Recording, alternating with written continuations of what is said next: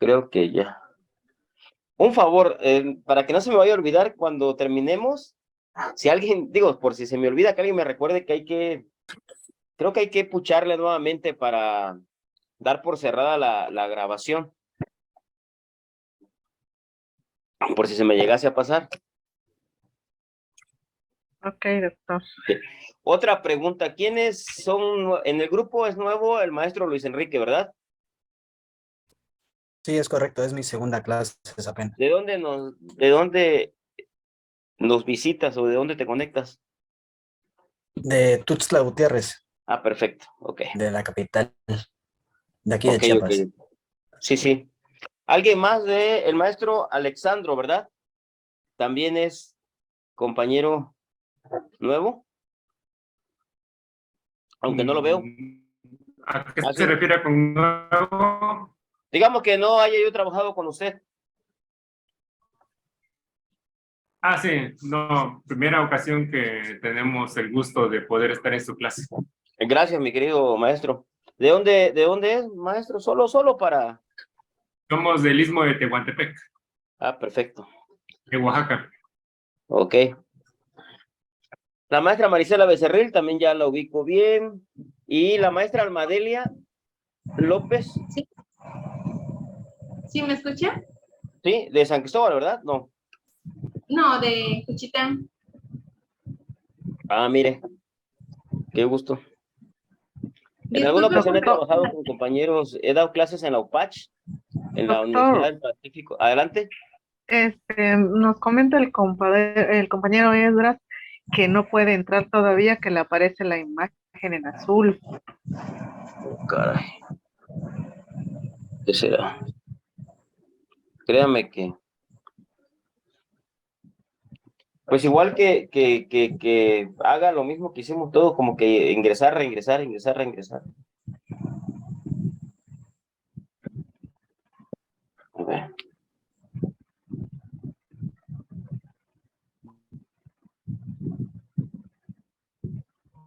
Ah, ok, aún no puedo acceder más en azul.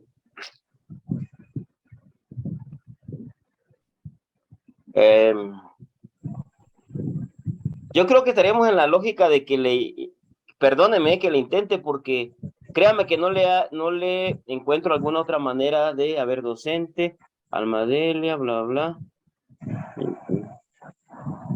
No. Tampoco me aparece que quiera ingresar. Ah, caray, un rollo esta cosa.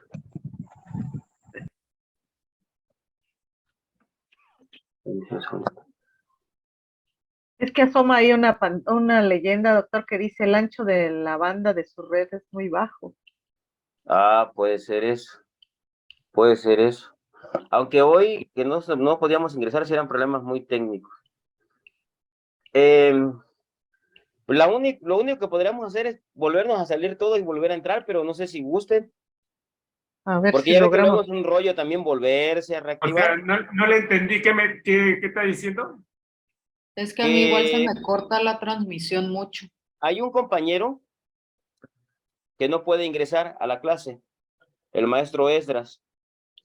Entonces, una solución puede ser que todos nos salgamos y volvamos a reiniciar, pero siempre corre el riesgo de que luego pase lo mismo con otros compañeros. No creo que sea necesario porque pues la mayoría estamos ya en línea. Ok, Considero que quizá le falta una actualización o algo que tenga que realizar el compañero. Pero si la mayoría ya estamos adentro, es que está funcionando correctamente la plataforma. ok, pues bueno, entonces le comentamos al maestro Esdras en el grupo que intente las veces que sea necesario reconectarse y ya y ya cuando se incorpore, pues seguimos.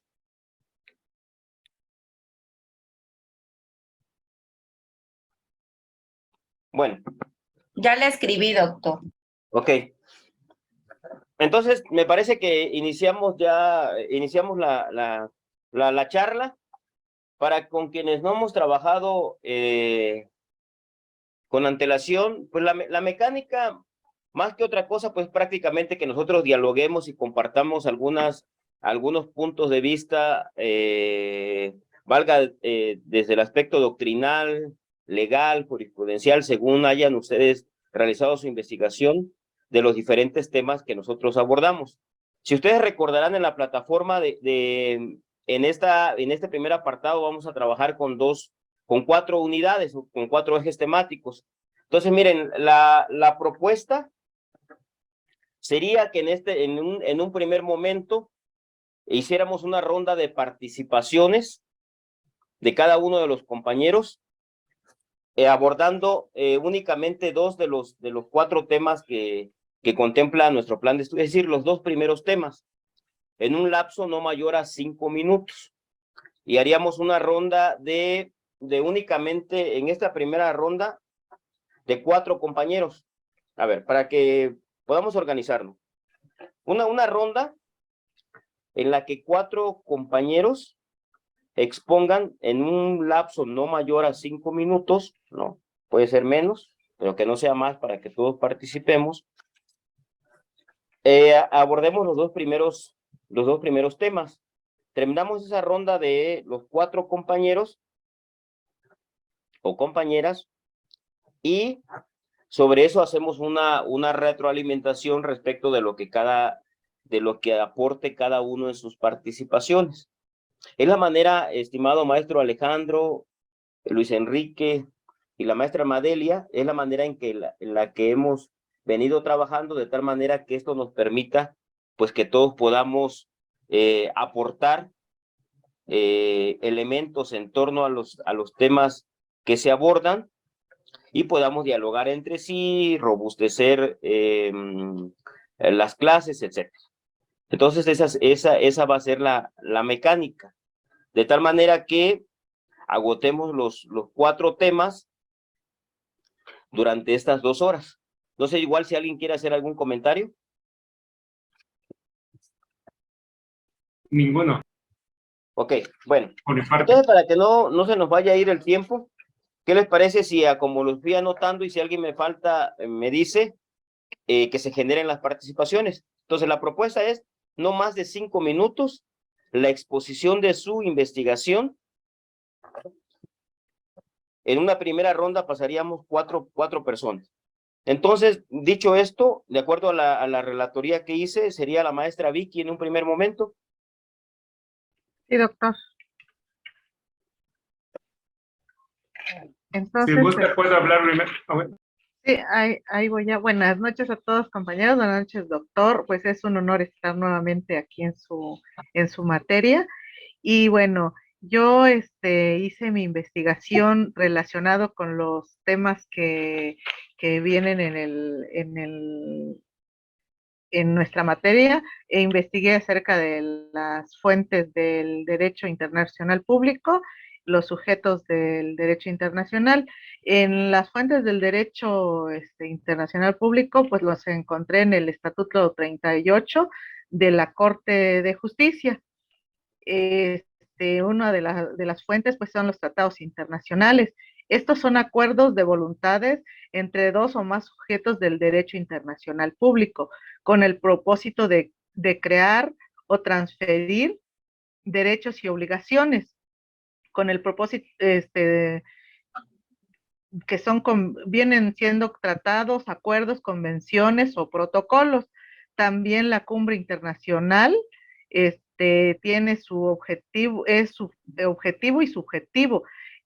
Tienen en la opinión y practica es consensuado y también los principios generales del derecho. Esto lo encontramos en el inciso C de la fracción primera también del Estatuto 38 de la Corte Internacional de Justicia. Estos son principios éticos y políticos fundamentales del derecho que inspiran o forman parte de los ordenamientos jurídicos nacionales. Y el ius cogens que son las normas del derecho internacional que pueden ser en principio ser puestos fuera de vigor, pero que también hay en ocasiones que son sujetos del derecho internacional y existen normas obligatorias. También el soft law, que son obligaciones morales. Ahora, esto acerca del derecho, de las fuentes del derecho. Y los sujetos del derecho internacional también, esto es un estado de comunidad constituida por un orden jurídico, es centralizado, mantiene el monopolio y la función jurídica, la sucesión también del Estado, que nos habla de la teoría declaratoria y la constitutiva. De esta reúne algunos elementos y se postula mediante reconocimiento de los demás estados del país. Y también esto es también un riesgo porque pues la constitutiva tiende a ser, tiende a correr riesgos de que países más fuertes puedan absorber los derechos del Estado. Y también el reconocimiento de gobiernos, que en México pues predomina la doctrina Estrada, cuando se da algún golpe de Estado y que se tienen que reconocer los gobiernos que toman en ese momento el Estado. También las organizaciones internacionales también son sujetos de derecho internacional y están formados por estados. Estos sujetos interponen en el mismo nivel de los demás estados en el derecho internacional público.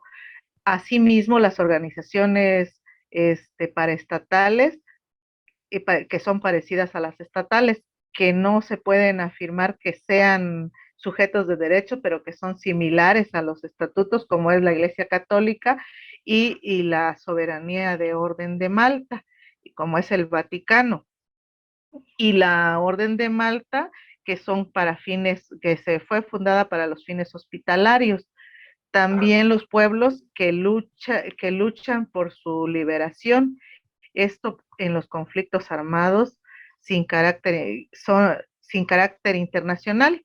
También se reconocen como sujetos de derecho a ciertos grupos que nacen de la beligerancia. También el movimiento de liberación nacional, que estos son de conflictos armados internos y se reconocen como autodeterminación de los pueblos. El Comité Internacional de la Cruz Roja es otra sujeto de derecho, y el individuo como sujeto internacional de derechos humanos y humanitarios. Estos se encuentran otros sujetos del derecho internacional, pero pues aquí hay una nota que me pareció muy interesante que dice que es necesario hacer un riguroso examen acerca de los derechos y obligaciones internacionales, porque pues al estar unidos ya al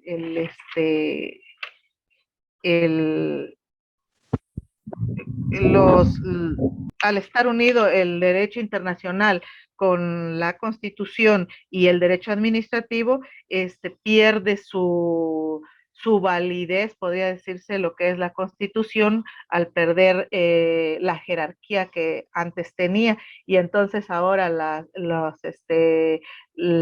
libertades o los derechos y las garantías que se tenía, se necesita una actualización, podríamos decirle así, para poder llegar a lo que se quiere ya ahora con los nuevos movimientos acerca de que todos tienen ya la misma jerarquía.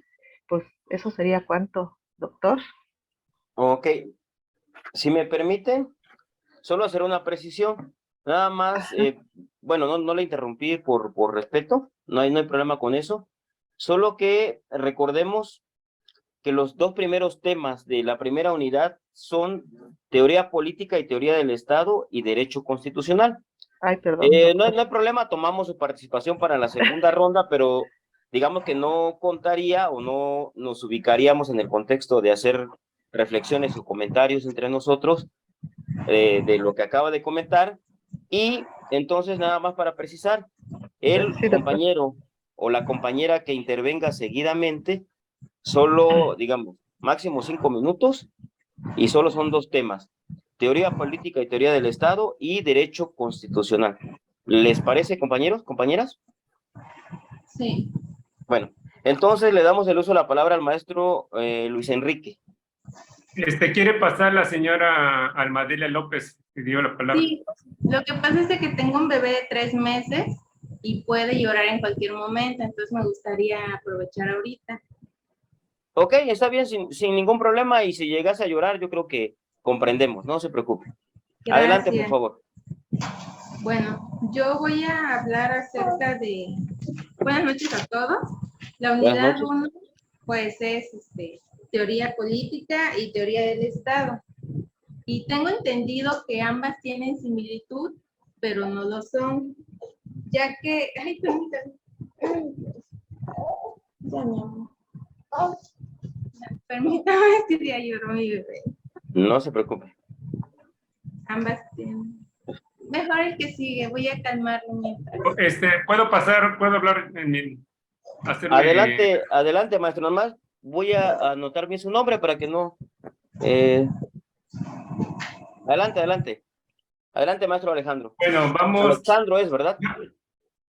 Mande. Alexandro es. Alexandro Aragón. Sí. Adelante, por favor. Yo voy a hablar de la unidad 1, teoría política y teoría del Estado. Investigué las 4 unidades, lo que pasa pues fue algo extenso, así que pues voy a tratar de ser lo más breve que pueda en base a los temas.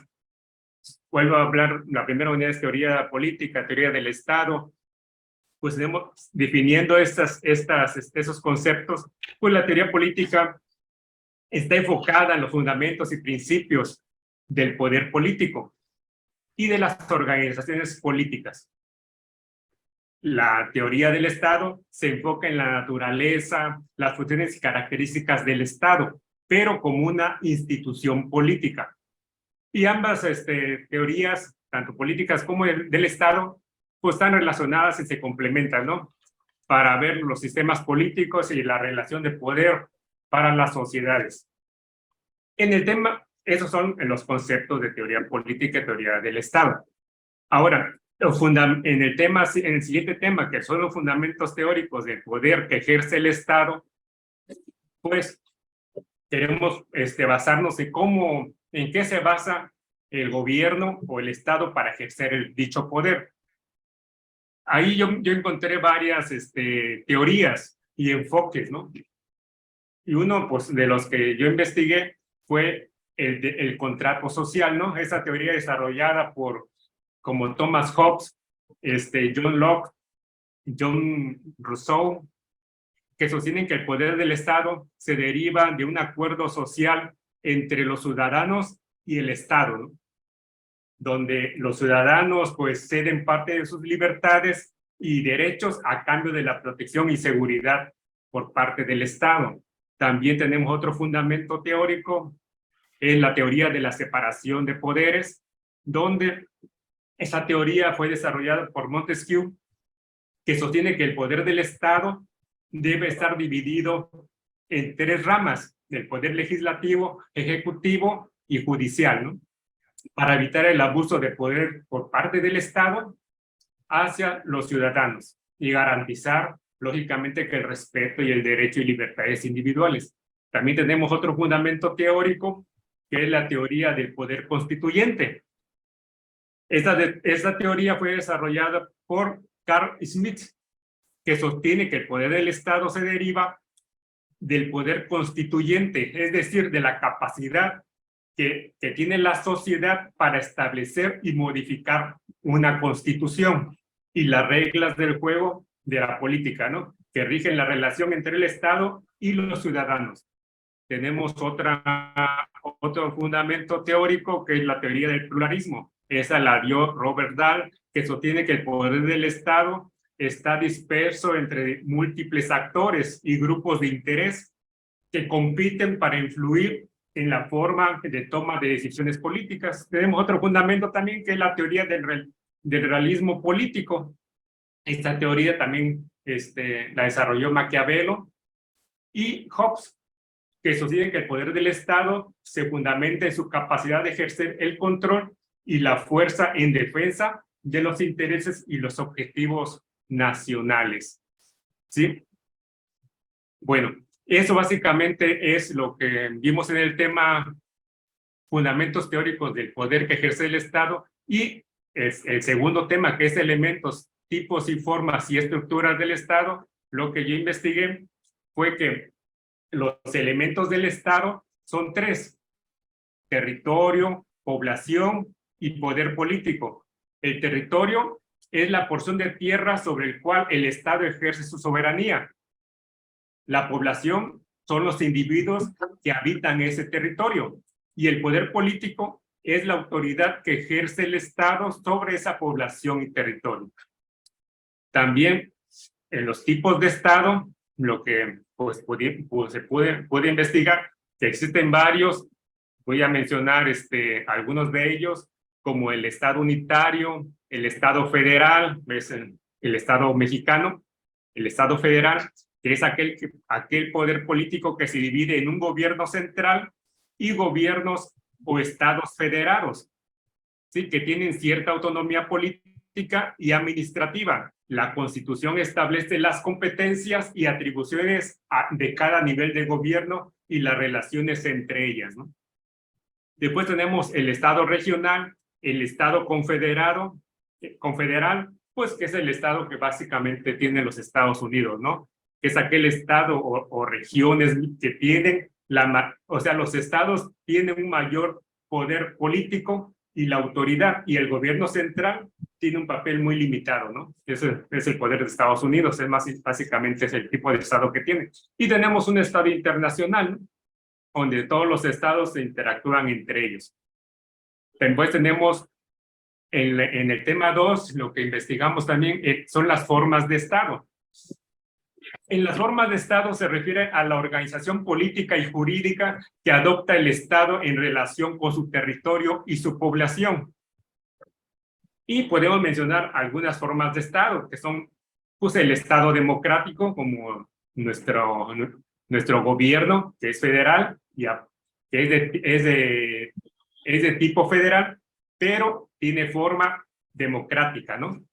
Entonces también tenemos el Estado autoritario, ¿sí? El Estado totalitario, el Estado social y el Estado de Derecho. El Estado de Derecho también es una forma de poder político de nuestra nación, de nuestro gobierno mexicano, que es el Estado de Derecho. Después tenemos las estructuras del Estado.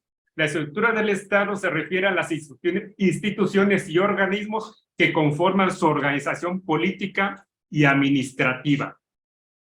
Y en este caso, pues tenemos 3 estructuras principales, que son el poder legislativo, el poder ejecutivo y el poder judicial, ¿sí? Después tenemos, pues como resumen, nada más en base a eso, México es un Estado federal, democrático y de derecho, ¿sí? Y está establecido en la Constitución Política de los Estados Unidos Mexicanos. Eso es por la unidad 1. Y lo que investigué en la unidad 2, que es Derecho Constitucional, ¿sí? En la primera parte, que es concepto de derecho constitucional, pues hay varias definiciones de varios conceptos, ¿no? Que tenemos de derecho constitucional. El derecho constitucional es una rama del derecho que se encarga del estudio de las normas y principios fundamentales que regulan la organización y funcionamiento del Estado, ¿sí?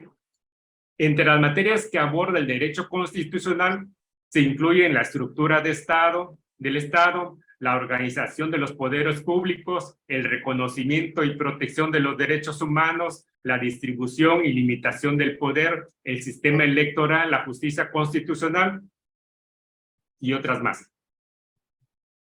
Se puede decir que el derecho constitucional es esencial para el mantenimiento de un sistema democrático, en tanto que protege los derechos y libertades de los ciudadanos y establece límites y las restricciones al poder del Estado. En el siguiente tema, que son principios y conceptos fundamentales de la teoría de la Constitución, pues lo que yo investigué fue que los principios pues son el conjunto de ideas esenciales o fundamentales para que nos van a orientar a la comprensión y el estudio de la Constitución de un Estado. Y algunos principios son la supremacía constitucional, la rigidez constitucional, la división de poderes, la protección de los derechos fundamentales, la representatividad política y la democracia participativa, ¿sí? Pues esos principios son esenciales para entender la naturaleza y alcance de la Constitución y para evaluar la capacidad para garantizar el respeto a los derechos y libertades de los ciudadanos, ¿sale? Y los conceptos fundamentales de la teoría de la Constitución, pues ahí tenemos varias, que es la Constitución, el Estado, la soberanía, democracia, división de poderes, derechos fundamentales y constitucionalización.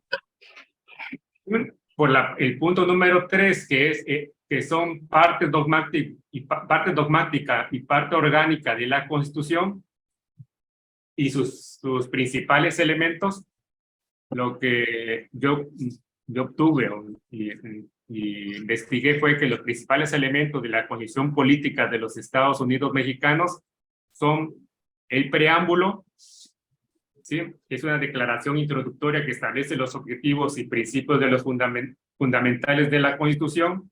La parte dogmática establece los derechos, libertades y principios fundamentales que deben guiar el funcionamiento del Estado.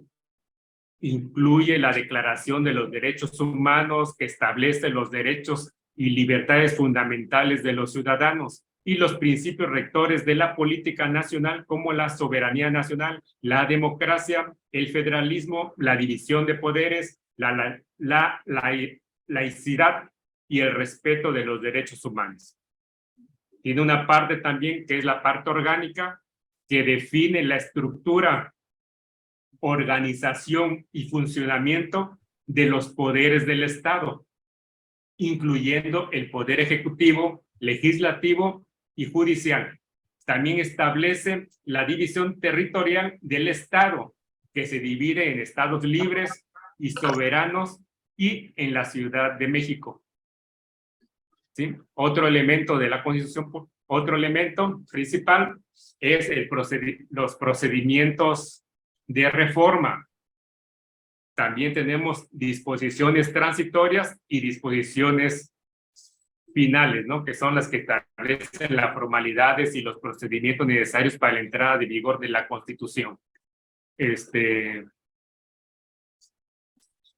Pues básicamente eso es lo que yo investigué. O sea, hay muchos otros temas más, como la parte dogmática de la Constitución, si la queremos enfocar un poquito más específica, pues ahí incluimos que la Declaración de los Derechos Humanos, principios rectores de la política nacional, garantías individuales, nacionalidad, ciudadanía, organización del Estado y prohibiciones.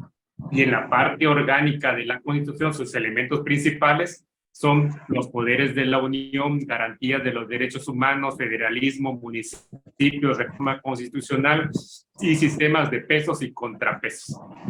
Pues básicamente eso podría ser mi resumen de 5 minutos, bueno, pues ya nos pasamos, pero si quisiéramos tener alguna pregunta que yo pudiera, que alguna duda que ustedes tuvieran, con mucho gusto podemos comentar. Eso sería todo. Muchas gracias, maestro. Miren, vamos a hacer lo siguiente. Ya ven que siempre los tiempos son los que nos matan, ¿no? Es que el tiempo en televisión es muy caro. Miren, le voy a dar el uso de la palabra al maestro Luis Enrique, de igual manera con los dos temas. Y vamos a hacer lo siguiente. Me parece que va a ser, pues, la idea es que todos aporten. Depende muchas veces de nuestra propia formación, pues muchas veces investigamos con enfoques distintos. En ese sentido, pues la idea es escuchar a cada uno de ustedes en sus investigaciones. Recíprocamente vamos tomando nota. Entonces vamos a hacer lo siguiente, vamos a hacer toda la ronda de parte de ustedes, de las 4 unidades, e igual al final de su ronda hago yo una participación general, y sobre esa participación que yo realice, enfatizando algunos temas que ustedes mismos expongan, vamos a ir dando por concluida la sesión, y obviamente también con la oportunidad de que ustedes retroalimenten, critiquen, etcétera, ¿no? Por la cuestión de los tiempos. Entonces, por favor, sería el maestro Luis Enrique. Igual procuremos sujetarnos a los 5 minutos con los 2 temas, ¿no? El tema de teoría política y teoría del Estado, y el de, ¿cuál es? Ya me pasó. De derecho constitucional, ¿va? Adelante, maestro Luis Enrique. Sí, muchas gracias. Buenas noches a todos. Bueno, pues lo que yo investigué en la teoría política y la teoría del Estado, bueno, con el primer subtema empezaríamos con fundamentos históricos del poder que ejerce el Estado. Aquí mi investigación va enfocada, lo saqué de un libro de la UNAM, a las instituciones y a la organización de estas. Aquí Selznick nos explica que él distingue la organización de la institución. Esta primera, la organización, nos dice que es un sistema de actividades conscientemente coordinadas y que son un instrumento técnico para movilizar las energías humanas y dirigirlas hacia finales establecidos. Que es un medio de coordinar todo lo que ha sido dividido. Se menciona también que esta organización es un instrumento racional para cumplir con una tarea o un instrumento desechable que pues, está disponible cuando haya cumplido su papel. Y ahora nos menciona, una institución es el producto natural de posibles y necesidades, natural de presiones y necesidades sociales. La institución es un organismo adaptable y que responde influenciado por el medio ambiente social, siendo profundamente consciente de su dependencia de fuerzas externas, lo que cambia su concepción de sí misma. Aquí también nos menciona otro autor que es Commons, que dice que una institución es la acción colectiva de control, liberación y expansión de la acción individual. Dice que esta acción colectiva cubre toda la gama que va desde la costumbre no organizada a las numerosas empresas activas, tales como la familia, la corporación, la asociación de empleados, el sindicato y el sistema de reserva federal. También el autor Jauregui distingue 2 especies de instituciones, que son las instituciones sociales, las cuales que forman cuerpos que se orientan hacia la individualidad viviente, la persona moral, y aquellas que pertenecen a la categoría de las cosas inertes. Y bueno, eso sería todo de la teoría del Estado y teoría del poder. En elementos, tipos, formas y estructura del Estado, nos menciona que igual como nos menciona, el Estado tiene 3 elementos básicos, que son el gobierno, que se entiende como el poder político del Estado, también que tiene un pueblo, que se entiende como la nación, y que ostenta un territorio, que es donde todo este pueblo y gobierno tiene su control. Bueno, en la organización, en los tipos de gobierno, lo que yo encontré fue de que se divide en 3 tipos, según su organización territorial, ahí podemos encontrar a los estados unitarios, estados regionalizados, estados federales, estados dependientes, confederaciones y uniones. También se identifican por su organización política, que sería repúblicas parlamentarias, repúblicas presidencialistas, repúblicas semipresidencialistas, repúblicas unipartidistas y monarquías parlamentarias y absolutas. Y por último, también se dividen estos tipos de Estado por su sistema de gobierno. Aquí hablaremos se entiende por la democracia, autocracias y las dictaduras. Bueno, y la estructura del Estado la tenemos que, bueno, en el caso de nuestro gobierno, sería la división de poderes ejecutivo, legislativo y judicial. Para el siguiente tema, que es la unidad 2, que es derecho constitucional, bueno, la primera subtema sería el concepto de derecho constitucional, que nos dice que es una actividad científica que estudia la naturaleza y los principios de la norma constituyente, reguladora de la validez del orden normativo, de las bases organizativas del Estado y de los fenómenos políticos fundamentales de la sociedad. Bueno, en el subtema B, principios y conceptos fundamentales de la Constitución, bueno, aquí yo encontré que hay 5 principios, que sería legitimidad, fundamentalidad, supremacía, rigidez e inviolabilidad. Y en el tercer subtema, que es la parte dogmática y la parte orgánica de la Constitución, nos dice que la parte dogmática, en esta quedan consignadas las garantías individuales y se reconocen derechos y libertades sociales. En la Constitución de 1917, la parte dogmática establece de manera no limitativa los derechos y libertades con los que cuenta el pueblo mexicano. También establece las limitantes a la acción del poder público frente a los derechos fundamentales consagrados en el texto constitucional. Y ahora la parte orgánica corresponde a la división de poderes de la Unión y el funcionamiento fundamental de las instituciones del Estado. La función de esta parte orgánica consiste en establecer la organización del Estado, no solo para determinar su composición, sino para complementar las garantías individuales en tanto que delimitan las funciones públicas, implementando así el principio de que el poder frene al poder. También dice que el poder reformador de la Constitución en México ha operado fundamentalmente en las atribuciones de cada uno de los órganos de gobierno, así como en la distribución de competencias entre las esferas de gobierno. Y pues esa sería mi investigación. Muchas gracias. Ok. Muchas gracias, estimado maestro Luis Enrique. Por favor, el maestro Pablo León. Serían Maestro, igual de... Adelante. Doctor, disculpe, ¿puedo hablar yo? ¿Quién? A ver, no logro ver. Almadelia fue la que... Almadelia. Ah, ok. Adelante, pues. Está bien. Sí, No se gracias. preocupe. Adelante. Sí. Bueno, acerca de la unidad 1, que es teoría política y teoría del Estado, tengo entendido que ambas tienen similitud, pero no lo son, ya que la teoría política es una rama de la ciencia que únicamente se dedica a estudiar y a analizar los fundamentos, los principios y los conceptos básicos acerca del poder, como por ejemplo la democracia, el Estado y las relaciones entre esos mismos. Es decir, que la teoría política se enfoca en examinar y explicar cómo funciona la política y cómo se lleva a cabo en la sociedad. Por otro lado, tenemos la teoría del Estado.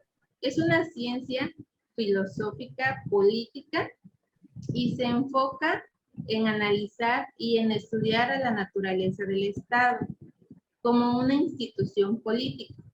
Esta teoría se interesa en el análisis de las distintas formas de gobierno y sus sistemas políticos, así como también las funciones y sus responsabilidades en relación a la sociedad y los ciudadanos.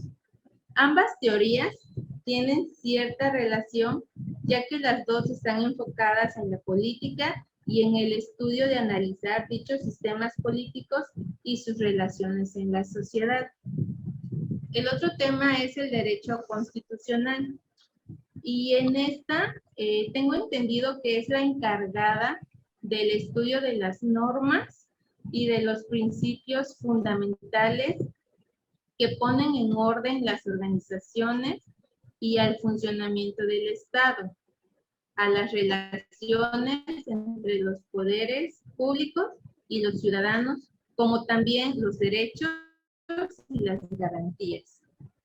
El derecho constitucional se encarga del análisis y de la interpretación de la Constitución, que a su vez es la encargada de gobernar la vida política, social y jurídica de un país.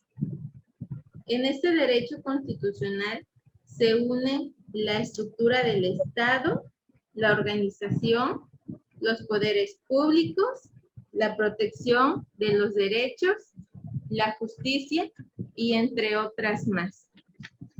Eso sería todo de mi parte. Gracias. Ok.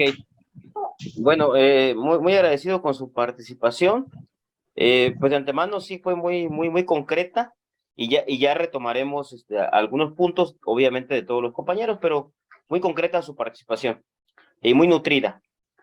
De hecho, me voy adelantando, no viene en el programa de estudio, pero me parece que hay 3 teorías o disciplinas relacionadas con la teoría que se vinculan. La teoría política, la teoría del Estado y la teoría de la Constitución, que finalmente todo ello es el cimiento pues de nuestro ordenamiento máximo en nuestro país, que es la Constitución Política de los Estados Unidos Mexicanos. Pero bueno, continuamos, por favor. Sería el maestro Pablo León. Igual sería con los dos temas de unidad 1 y unidad 2. Por Sí, favor. sí, doctor. Buenas noches a todos. Miren, en realidad ya han abarcado bastantes puntos. Entonces, como lo dice el doctor Eliseo, pues realmente todas estas teorías dependen una de la otra, ¿no? Porque primero tiene que existir el Estado para que luego exista una organización política y evidentemente una constitución que lo regule, ¿no? Entendemos entonces que la teoría política bueno, la política como tal es el arte de gobernar, ¿no? Entonces, todos de estos se va a ir desprendiendo de diversas teorías en las cuales los dogmáticos nos van a ir estableciendo las formas de gobiernos que se van a ir estableciendo dependiendo el tiempo en el cual nos encontremos. Y en la teoría del Estado precisamente es la forma en la cual nos organizamos, ¿no? Y recordando que son tres formas que se han mantenido en la actualidad, que es el poder ejecutivo, el legislativo y el judicial. Entonces, todas a consideración y una opinión particular, pues dependen, o sea, que van de la mano, como lo decía la compañera que pasó. Entonces, dentro de los elementos que vamos a encontrar, a pesar de que ya dijeron que es territorio, población y gobierno, pues yo creo que podríamos establecer otro más, que el cual lo establece la misma Constitución que nos rige, que en su artículo 39, que vendría siendo la soberanía, ¿no? Que el pueblo, en el pueblo recae la misma soberanía de toda nación. Entonces yo creo de todos los elementos que ya hemos ido, que ya lo han establecido los compañeros, pues serían esos, ¿no? El territorio, la población, el gobierno y precisamente la soberanía, porque pues sin soberanía, sin población como tal, sin gente que se le gobierne y sea gobernado, pues no existiría como tal esta cuestión. Dentro de los libros que mencionaba el compañero, que es el contrato social de Rousseau y precisamente el de Thomas Hobbes, ¿no? Creo que ahí podría retomar dos grandes vertientes, que una decía que nosotros como personas, como gentes que vivimos dentro de una sociedad, firmamos un contrato no escrito, ¿no? Que es el contrato social, ¿no? Y el hecho de querer nosotros formar parte de un Estado-nación nos obliga a respetar tanto las normas que nos van a regir, así como también las buenas costumbres y las cuestiones normáticas que nos van a establecer, como es la misma cultura, ¿no? Porque a pesar de que no esté establecido como tal o haya una norma reglamentaria de la cultura como tal, pues realmente recordemos que la cultura y la costumbre también se van haciendo ley. Entonces, son dos cuestiones. Y la otra cuestión es de que el Estado, como lo decía Thomas Hobbes, ejerciendo su poder coercitivo y la fuerza y el miedo, pues ejerce esta cuestión que es mantener el orden a todos los ciudadanos y a todas las personas que formamos parte del mismo Estado, ¿no? En lo cual también vamos a empezar, como lo establece la unidad 2, lo que es el derecho constitucional, ¿no? Entonces, todo en esto va a recaer en precisamente que nuestra forma de organizarnos es a través de una constitución, que si bien es cierto, actualmente encontramos cuestiones penales y mercantiles de amparo, como tal, la esencia del derecho constitucional es precisamente esta cuestión de organizarnos, ¿no? De cómo se va a estructurar un Estado-nación y por lo tanto encontramos que tiene dos partes, ¿no? Una parte dogmática y otra orgánica, que la dogmática vendría siendo esta cuestión que establece del artículo 1 hasta el 29, que son garantías individuales que vamos a gozar todos los mexicanos, y la otra parte orgánica que vendría siendo la cuestión de organización, ¿no? De cómo nos vamos a organizar tanto en esta división de poderes y los mismos poderes, cómo van a estar también organizados, por ejemplo, el ejecutivo, que vendría siendo una cuestión gobierno federal, el estatal y el municipal, en la cuestión legislativa, que es el Congreso de la Unión a través de sus dos cámaras, como es la Cámara de Diputados y Senadores, y el Poder Judicial, ¿no? Que viene también jerarquizado, ¿no? Que entendemos que el Poder Judicial se viene en jerarquías de estancias, ¿no? Desde una cuestión estatal hasta una cuestión federal con los tribunales federales. Y prácticamente vendría siendo eso, doctor. Gracias, maestro Pablo. Déjame ver aquí. Ok, a ver. Maestra víctima, Alejandra. Déjeme que yo vea aquí mi listita, por favor, José Enrique. Almadelia. Miren, los compañeros que continúen en su participación, por favor, ya sería abocarnos a la unidad 3 y unidad 4, ¿no? Terminamos esas 4, bueno, terminamos los 4 temas y terminamos la ronda. Me voy a permitir participar y ya sobre mi participación, también ya cada uno de ustedes puede hacer una reflexión final o una complementación, etcétera. Sería la forma que trabajaríamos para que todos todos participemos. Entonces, por favor, si participa la maestra Marisela Becerril. Sí.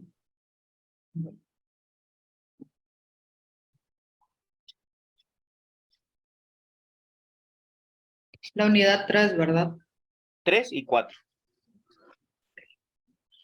La unidad 3 corresponde al derecho internacional público y este se refiere al conjunto organizado de principios y normas que regula las relaciones de la sociedad internacional, asegurando las relaciones de coexistencia entre los diversos estados. Esto se desarrolla la cooperación internacional y protege los intereses fundamentales de la comunidad internacional en su conjunto. Esta sociedad llamada comunidad internacional está formada por sujetos o personas a quienes normalmente, pero no necesariamente, el derecho internacional público está destinado.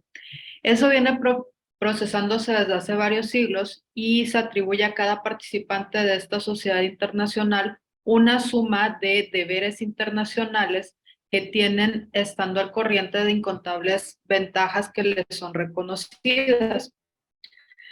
La clasificación jurídica de cierto ente como sujeto de derecho de gentes tiene así dos connotaciones. Una que es pasiva, que se refiere a qué derecho está destinado, y otra que es activa, que se traduce en la capacidad de actuación en el plano internacional. Son, por lo tanto, los sujetos del derecho internacional público todos aquellos entes o las entidades cuyas conductas están directamente previstas en el derecho de gentes y que tienen la posibilidad de actuar en el plano internacional. Tenemos las fuentes del derecho internacional público, que se encuentran enumeradas en el artículo 38 del Estatuto de la Corte Internacional de Justicia. La Corte Internacional de Justicia es uno de los órganos permanentes de la Organización de las Naciones Unidas, y el Estatuto de la Corte Internacional de Justicia, según lo dispuesto por el artículo 39, numeral 1, de la Carta de las Naciones Unidas es obligatorio para todos los estados que son miembros de la ONU. Las fuentes mencionadas en esa disposición se encuentran también reconocidas por los estados, aunque no pertenezcan a la ONU. En este estatuto podemos diferenciar entre fuentes primarias y fuentes secundarias. Las fuentes primarias serán tres, que son los tratados internacionales, la costumbre internacional y los principios generales del derecho. Entre las fuentes secundarias vamos a encontrar solo dos, que son las decisiones judiciales de los tribunales internacionales y las opiniones de la doctrina del derecho internacional público. El derecho internacional de los derechos humanos establece las obligaciones que los estados tienen y que deben respetar. Al pasar a ser partes en los tratados internacionales, los estados asumen las obligaciones y los deberes en virtud del derecho internacional, y estas obligaciones o deberes son de respetar, proteger y realzar los derechos humanos. La obligación de respetarlos significa que los estados deben abstenerse de interferir en el disfrute de los derechos humanos o de limitarlos. La obligación de protegerlos exige que los estados impidan que existan abusos de los derechos humanos contra sus mismos individuos o contra grupos específicos. Y la obligación de realizarlo significa que los estados deben adoptar medidas positivas para facilitar el disfrute de los derechos humanos básicos de todos sus gobernados. Ahora bien, en cuanto a la unidad 4 de Derecho Administrativo, esta se refiere a la rama del derecho público que regula la organización, el funcionamiento y las actividades de la administración pública como complejo orgánico del Estado, el ejercicio de la función administrativa que va a tener y las relaciones del Estado con los ciudadanos. El derecho administrativo tiene como objeto estudiar las diferentes actuaciones en materia administrativa del Estado, así como la regulación de los entes de dicho poder y sus relaciones, y cómo se logra mediante el análisis de dichas normatividades identificadas con la acción administrativa del Estado y el estudio de la regulación de las normas del Poder Ejecutivo y sus relaciones. Por nombrar algunos son las leyes, los reglamentos, los actos, contratos gubernamentales, convenios, etcétera, donde participa la administración pública. Y son los mismos que se ubican en relación con la estructura y la acción de este poder en los ámbitos federal, local, municipal o estatal. Esta administración pública puede ser centralizada, descentralizada o desconcentrada. La centralización se refiere a que la autoridad reside en un único lugar. Los problemas fluyen hacia un mismo lugar para su solución. La descentralización se refiere a que las decisiones se van delegando a niveles más bajos dentro de la organización del Estado, y la desconcentración, que la autoridad es delegada y la responsabilidad es compartida. Las ventajas que tiene, por ejemplo, la centralización de la descentralización es que la descentralización, quienes tienen el poder y la autoridad de tomar decisiones tienen una visión amplia de la empresa o gobierno. Y en la descentralización es que se incrementa la capacitación de las jerarquías inferiores. Otra de las ventajas en la centralización es que se posibilita que la toma de decisiones sea uniforme a nivel general, lo que facilita la aplicación de métodos y políticas de trabajo que sean uniformes. En la descentralización, los jefes de departamento son los que van a tomar decisiones directamente, por lo que se hace también un mejor aprovechamiento y uso del tiempo. Y ya sería todo con respecto a estas dos unidades. Ok, muchas gracias. Miren, vamos, en lo que hace la maestra Vicky, como ella ya había participado con el tema de derecho internacional, si gusta retomar, bueno, ya lo que haya dicho sobre lo que nos haya comentado sobre el derecho internacional público, digamos, ya lo mencionó. Igual, si gusta hacer uso de la palabra para hacer algún comentario en torno al tema del derecho administrativo, adelante. Y si no, ya le damos el uso de la palabra a otra persona. ¿Le parece? Por favor. Sí, doctor. Pues el derecho administrativo es acerca de la la función de todos los servidores públicos del Estado, en el cual es un sistema centralizado y en el cual tienen toda la facultad para poder ejercer ese derecho. Esto está regulado en el artículo 71, en el cual viene la división de poderes y todo esto relacionado a la administración, pero en el cual también el gobernado se tiene que acatar a todo a todo el ordenamiento jurídico que está ejercido por la administración pública, y es ahí donde entra el juicio contencioso administrativo, en el cual se podrá ejercer en el momento en que los gobernados sufran algún acto ilícito por parte de la administración pública, que son los que ejercen esa facultad de sancionar o hacer cumplir las leyes, pero cuando sean violentadas por los mismos servidores públicos, podrán los gobernados hacer uso del juicio contencioso administrativo.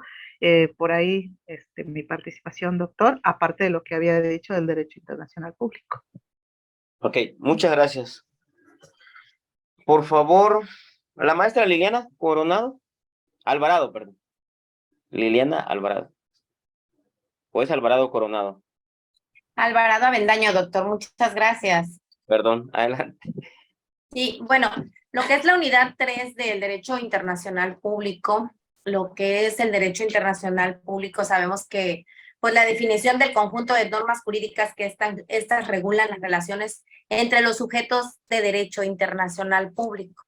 Tiene su antecedente en el ius gentium, que es el sistema jurídico que regía las relaciones entre ciudadanos romanos y los bárbaros. No cuenta con un organismo sancionador a diferencia del sistema jurídico nacional, es decir, en el derecho internacional público solo pueden ser sancionados los estados y los organismos internacionales. En casos excepcionales, las personas que dañan de alguna forma significativa los bienes jurídicos protegidos por el derecho internacional público, estos a su vez pueden llegar a ser sujetos de alguna sanción. Delimitando estos términos, se divide en derecho de paz, que es el que regula las relaciones entre los sujetos del derecho internacional sin uso de fuerzas armadas, y el derecho de guerra, que se integra por las reglas del derecho internacional público que regulan el estado de guerra. Los principios del derecho internacional público son la igualdad soberana de los estados, en 1945 la Carta de Naciones Unidas, la obligación de los estados miembros de las Naciones Unidas de no intervenir en asuntos de otro país, como el principio de la soberanía, el cual es esencial para garantizar la vida pacífica, absteniéndose en sus relaciones internacionales de ejercer coerción militar, amenaza, fuerza pública, etc. Los sujetos del derecho internacional público podemos mencionar que son los estados nacionales, debidamente reconocidos por sus pares y por la comunidad internacional, las organizaciones internacionales que pueden ser de mediación y acuerdos internacionales, como la Organización de las Naciones Unidas o la Organización Internacional del Trabajo, la comunidad beligerante y los movimientos de liberación nacional, en ciertos casos en que son reconocidos como actores políticos y no criminales. Y la persona física, como sujeto pasivo del derecho internacional, pues recibe de obligaciones y derechos. Las fuentes del derecho internacional público son fuentes materiales y fuentes formales. La doctrina normalmente las divide de esta manera. Las fuentes materiales no pertenecen al universo de la ciencia como un derecho propiamente, pero sí a la política del derecho. Por cuanto nos enseña el autor Miguel Reale, se refieren al examen de conjunto de factores sociológicos, económicos, ecológicos, psicológicos y culturales que condicionan la decisión del poder en el acto de la creación y la formalización de diversas fuentes. Son las fuentes que determinan la elaboración de ciertas normas jurídicas, así como su sentido o alcance, probando la existencia de esa norma. El derecho internacional de los derechos humanos, ahí podemos mencionar la Declaración Universal, el Pacto Internacional de los Derechos Civiles y Políticos y sus 2 protocolos facultativos, el Pacto Internacional de Derechos Económicos, Sociales y Culturales, que forman la llamada Carta Internacional de Derechos Humanos, y a su vez una serie de tratados internacionales de derechos humanos y otros instrumentos adoptados desde 1945 que han conferido una base jurídica a los derechos humanos inherentes y han desarrollado el conjunto de los derechos humanos internacionales. El derecho internacional de los derechos humanos establece las obligaciones que los estados deben de respetar al pasar a ser parte de los tratados internacionales. Es decir, estos a su vez asumen obligaciones y deberes en virtud del derecho internacional, que son los de respetar, proteger y realizar, garantizar los derechos humanos. La obligación de respetarlos significa que deben abstenerse de interferir en el disfrute de los derechos humanos o de limitarlos. La obligación de protegerlos exige que impidan ciertos abusos de los derechos humanos contra individuos o grupos. Y la obligación de realizarlos es que los estados deban adoptar las medidas positivas para facilitar el disfrute de los derechos humanos básicos. Aquí podemos enmarcar lo que recientemente sucedió ahora en enero, donde la Corte Interamericana concluye lo que es la figura del arraigo, donde equivale que esta es la negación misma del debido proceso y que viola los derechos humanos a la libertad personal y la presunción de inocencia. Y en este sentido, le hace ese llamado a nuestra federación de que tiene que acatar y le da un término de 6 meses para que adopte y regule a su vez esta norma, ¿no? Entonces, esta es la importancia en ese sentido de derecho internacional. Y bueno, pasando a la próxima unidad, que sería derecho administrativo, hablando sobre lo que es el concepto. El autor Andrés Serra Rojas, en su estudio de derecho administrativo, él nos indica que es el conjunto de normas que van a estructurar al poder ejecutivo, su funcionamiento, sus relaciones con los particulares y con los entes. En su libro de Derecho, el profesor trae una definición calificada como de carácter formal. El derecho administrativo es una rama del derecho interno que va a determinar la organización y el buen funcionamiento de la administración pública, tanto centralizada como paraestatal. El derecho administrativo se encarga de regular la administración pública y en su definición más extensa podemos decir que se ocupa de regular la organización, el funcionamiento, los poderes y deberes de la administración. Asimismo, se encarga también de controlar y regular las relaciones jurídicas que se establecen entre la administración pública y otros, ya sean empresas, individuos, u otros gobiernos también. ¿Cuál es el objeto de estudio del derecho administrativo? El derecho administrativo tiene como objeto el estudiar diferentes actuaciones en materias administrativas del Estado, así como regular de los entes de dicho poder con sus relaciones. La administración pública, federal, estatal, municipal, centralizada, descentralizada, desconcentrada, en su organización es la manera y de cómo se ordenan los órganos del poder público que son encargados de la actividad y la función administrativa del Estado. El derecho mexicano vigente establece las siguientes formas. Descentralizada son los entes que guardan una relación jerárquica con algún órgano, pero existe cierta libertad en su actuación técnica. Centralizada es cuando los órganos que dependen inmediata o directamente del titular del Poder Ejecutivo, o sea, del presidente. Paraestatal es la forma en que la doctrina se llama descentralización y se estructura mediante entes que ostentan una personalidad jurídica propia distintas a la del Estado. Sería cuanto en mi participación, doctor. Ok. Bueno, muchas gracias. Me parece que nos falta por ahí el maestro Esdras. ¿Se encuentra? Sí, ¿verdad? ¿O salió? ¿No puedo entrar? Sí, sí entró, doctor, pero comentó que estaba llegando al aeropuerto, se le perdió la señal. Ah, ya. Bueno, como no los ubico bien a todos, me parece que ya nadie falta, ¿verdad? De participar. Que no, No, ya no. No. Ok, bueno. Miren, voy a hacer una recapitulación muy general. En primer lugar, quiero agradecer a todos y a todos su participación. Pues prácticamente, bueno, si me voy al caso del maestro Alexandro, pues sí fue muy nutrida su participación en torno a la teoría política y en torno a la teoría del Estado. Pues prácticamente acotó pues a la mayoría de los doctrinarios que son, pues digamos, doctrinarios muy relevantes en temas de teoría política y de teoría del Estado. La maestra Vicky, pues también nos habló de manera muy amplia en torno al derecho internacional público, y así, por ir mencionando el agradecimiento hacia todas y todos. No obstante, voy a hacer lo siguiente. Voy a procurar hacer una recapitulación de los temas que ustedes mismos han expuesto, pero lo voy a hacer desde la óptica del derecho constitucional.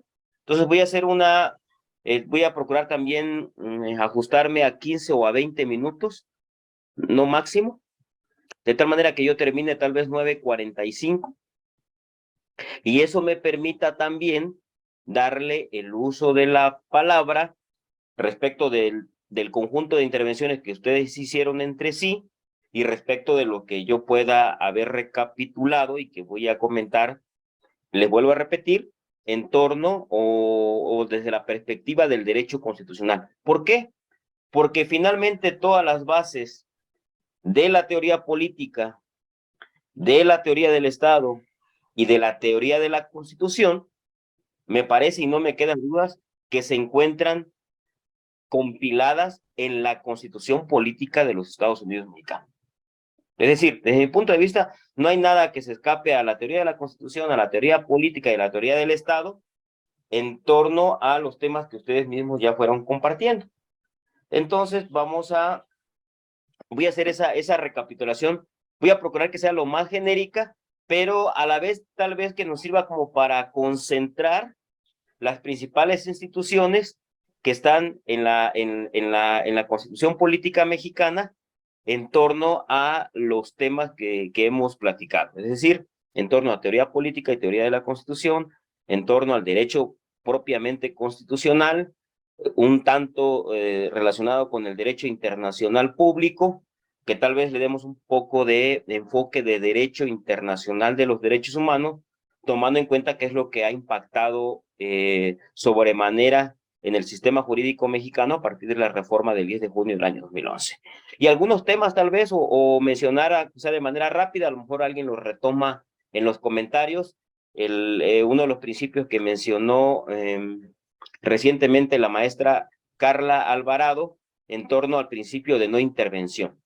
Ya ven que recientemente en nuestro ámbito político nacional se están gestando muchos aspectos relacionados precisamente con este principio de no intervención, ¿no? Está el tema de Estados Unidos, el tema del Perú, ¿no? El tema del Perú. Está también el tema que precisamente la maestra Carla lo mencionó, el tema que tiene que ver, por ejemplo, con las sentencias que actualmente ha emitido la Corte Interamericana de Derechos Humanos en contra de México, y que por ahí hubo una declaración del secretario general de Gobierno Federal, pues que dijo que México no está para cumplir los caprichos de la Corte Interamericana de los Derechos Humanos, ¿no? Habría que, algo así, ¿no? Lo estoy diciendo parafraseando. Pero si relacionamos estas declaraciones con el derecho internacional público, que implica el que México como ente o sujeto del derecho internacional público ha hecho determinados compromisos en el plano supranacional o en el plano internacional, habría que ver qué tan loables son este tipo de declaraciones. Palabras más, palabras menos. Entonces voy a hacer una recapitulación muy muy genérica. Son 9:26, 36, 46. 20, 25 minutos. No voy a...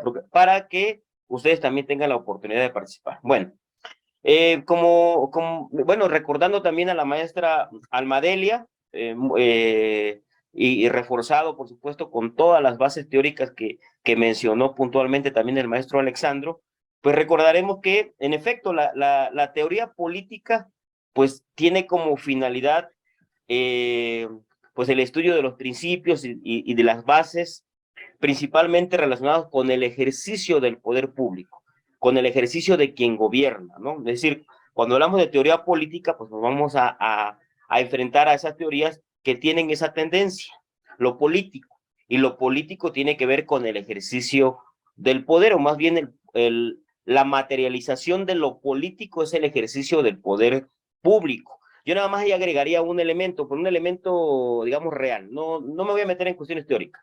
¿Qué elemento? Que recordemos que la política debe tener un fin, y el fin es lo público, la cosa pública, ¿no? Entonces habría que ver que cuando hablamos de política, debemos de entender a la política como una disciplina, una ciencia tendiente a resolver, atender, escuchar, ¿qué cosa? Pues al público. ¿Y qué es lo que, digamos, qué es lo que el público quiere? ¿Qué es lo que el pueblo requiere? Pues requiere bienes y satisfactores públicos. Requiere que se atienda el bien común, la justicia, el Estado de Derecho, etcétera, etcétera. Bueno, me quedo con eso. Siguiente, la teoría del Estado. No podemos soslayar el tema relacionado con la teoría del Estado, que como sabemos, comúnmente descansa sobre tres conceptos fundamentales. El maestro Pablo León agregó también uno, que es el territorio, que es la demarcación territorial sobre la cual reside una población, ¿no? Y que finalmente ese territorio y esa población, pues digamos que en el ejercicio del poder público y en el ejercicio de la política, pues están sometidos, ¿no? O sujetos al gobierno, a quien ejerce el poder público. Y como bien decía el maestro Pablo León, pues agregó ese concepto a nuestro estudio, el concepto de soberanía, ¿no? Que refiere al artículo 39 constitucional, que el poder de nuestro país reside esencial y originalmente en el pueblo. Y recordemos también que tradicionalmente este concepto de soberanía se traduce también en otra perspectiva en un tema de no intervención, en un tema que tiene que ver con que ningún ente internacional se involucre en los asuntos internos. Es decir, la soberanía también se traduce en el hecho de que ningún otro ente supranacional pues nos venga a decir qué es lo que tenemos que hacer. Menciono esto porque no se olviden que en nuestro sistema político vigente sí hemos estado jugando con esos conceptos, o más bien han estado sobre las mesas conceptos como el de soberanía, ¿no? Conceptos como el de, ya lo vamos a ver seguidamente, supremacía constitucional, primacía constitucional, el tema de los tratados internacionales. Pero bueno, a grosso modo, la teoría del Estado pues se ocupa de esto, ¿no? De esos, digamos, de esos, gira en torno a esos tres elementos: territorio, población, gobierno y soberanía, en términos de lo que menciona el maestro Pablo León. Y luego nos enfrentamos o tenemos sobre la mesa también a la teoría de la Constitución, ¿no? Con esos conceptos básicos y fundamentales que en nuestro sistema jurídico vigente pues se encuentran en boga, se encuentran en análisis, en discusión, en crítica. ¿Como cuáles? Pues el tema de los derechos humanos, el tema de las garantías, el tema que tiene que ver con la supremacía constitucional, el tema que tiene que ver con la jerarquía, la jerarquía, por ejemplo, de los tratados internacionales respecto de nuestro texto constitucional. Pues bien, como mencionábamos, pues estas tres grandes teorías o estos tres grandes postulados teóricos, teoría política, teoría del Estado y teoría de la Constitución, ¿no? Pues prácticamente valga la expresión, van a consolidar o consolidan nuestro sistema jurídico vigente. Un sistema jurídico vigente que descansa sobre el documento fundamental que sostiene al Estado mexicano. Y ese documento, como su nombre lo indica, pues es la Constitución Política de los Estados Unidos Mexicanos. De hecho, cuando hablamos nosotros del término, del concepto de constitución, pues precisamente implica eso. ¿Qué es lo que hace la constitución?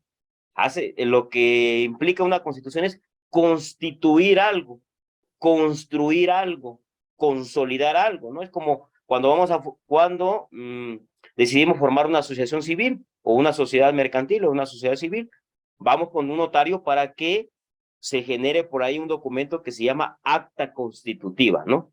Digamos que la Constitución Política de los Estados Unidos Mexicanos, pues es el acta constitutiva, es el documento que constituye, crea y consolida al Estado mexicano. Y yo sigo insistiendo, bajo estos grandes postulados de la teoría política, de la teoría de la Constitución y de la teoría del Estado. Bueno, entonces, pues este documento llamado Constitución Política Mexicana, pues podríamos decir que es el eje central de lo que nosotros actualmente conocemos como derecho constitucional, ¿no? Es decir, el objeto de estudio del derecho constitucional, pues es la Constitución, el documento bajo el cual se consolida, se construye, pues el Estado mexicano, y que regula o que gira en torno a esos tres ejes que hemos dicho: territorio, población y gobierno, el ejercicio del poder público, el tema de derechos humanos, el tema de garantías. Bueno, en ese sentido, si me centro en mi participación en la Constitución Política Mexicana, me parece que lo primero que tendríamos que advertir, y que ya se ha dicho, es que nuestra Constitución Política Mexicana tiene dos grandes apartados desde el punto de vista de la teoría de la Constitución, ¿no? Y que se materializa en una parte dogmática y una parte orgánica. Ahora, me parece que cuando hablamos de la parte dogmática, en la parte dogmática yo veo una figura, veo al pueblo, o veo ese elemento llamado población. Y en la parte orgánica yo veo también un elemento central, que es el gobierno, o el ejercicio del poder público, o el ejercicio del poder político. Entonces tenemos ya dos grandes elementos sobre la mesa: el pueblo y el gobierno, ¿no? El poder público. Ahora bien, si mencionamos de que la parte dogmática, digamos, se centra en el pueblo, es por lo siguiente. ¿Por qué? Porque en la parte dogmática, pues se consagran principalmente, ya a partir de la reforma del 10 de junio del año 2011, derechos humanos y garantías para su protección, ¿no? Recordemos que así se denomina el capítulo primero del título primero constitucional, de los derechos humanos y sus garantías. Y recordemos que el párrafo primero del artículo primero, pues refiere que en los Estados Unidos mexicanos gozamos de los derechos humanos reconocidos en la Constitución y en los tratados internacionales de los que el Estado mexicano es parte, así como de las garantías para su protección. Recordemos que también a partir de esa reforma se abandona el concepto de garantías individuales, ¿no? Pero bueno, entonces, esta parte dogmática se centra en ello, se centra en reconocer derechos humanos y en reconocer garantías a favor del pueblo, a favor de las personas humanas y de las personas jurídicas, en lo que corresponda. ¿Para efectos de qué? Para efectos de establecer, podríamos decir en un primer momento, metodológicamente hablando, límites al ejercicio del poder público. Es decir, digamos que entre la parte dogmática y la parte orgánica, pues prácticamente los derechos humanos y las garantías para su protección, pues constituyen estos límites, estos requisitos que tienen que cumplir ¿quiénes?